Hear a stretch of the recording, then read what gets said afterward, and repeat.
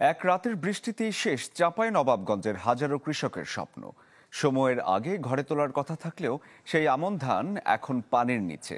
Record 191 millimetre বৃষ্টিতে ডুবে গেছে রবি শস্য, ভেসে গেছে পুকুরের মাছ। দেখে মনে হবে নদী কিংবা বিল, কিন্তু না।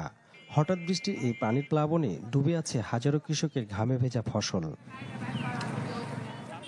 আধা পাকা ধান মুঠো ভরে তুলছেন কৃষকরা, যদিও জানেন আর কাজে আসবে না সোনালী শীষ। এমন চিত্র এখন চাঁপাইনবাবগঞ্জের মাঠে মাঠে।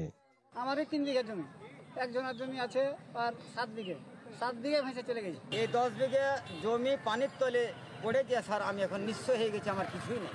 টমেটো, গাজর, সরিষা, ফুলকপি, আগাম আলুর ক্ষেত কিংবা রসুন পেঁয়াজের বীজতলা সবই তলিয়েছে জমে থাকা পানিতে। কৃষি কর্মকর্তাদের বিরুদ্ধে নানা অভিযোগও তুললেন কৃষকরা।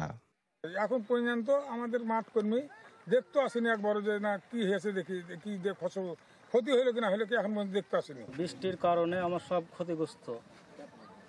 তো আমার মতো অনেক কৃষক আছে, ক্ষতিগ্রস্ত শেষ হয়ে গেছে। কৃষি কর্মকর্তা কেউ আসে না আমাদের মাঝে। উপচে পড়া পানিতে ভেসে গেছে পুকুরের মাছ। এতে কয়েক কোটি টাকা ক্ষতির মুখে পড়েছেন বলে দাবি মাছ চাষিদের।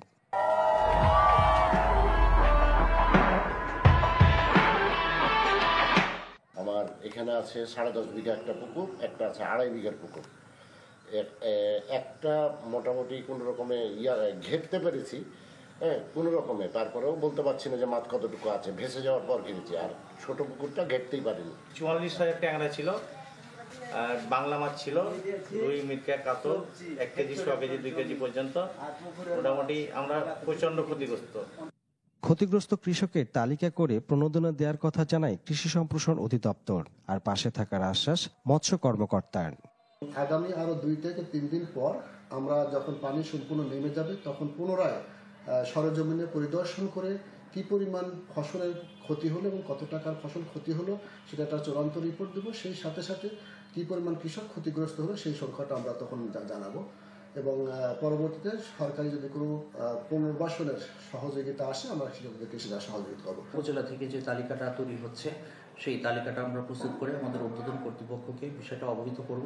এর পরবর্তীতে ঊর্ধ্বতন কর্তৃপক্ষ যে সিদ্ধান্ত গ্রহণ করবে সেই সিদ্ধান্ত অনুসারে মাঠ পর্যায়ে আমাদের পরবর্তী কার্যক্রম বাস্তবায়ন করা সম্ভব।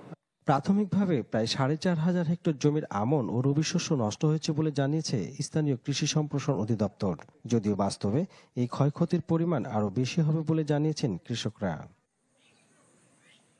আনোয়ার হোসেন, চ্যানেল 24, চাঁপাইনবাবগঞ্জ।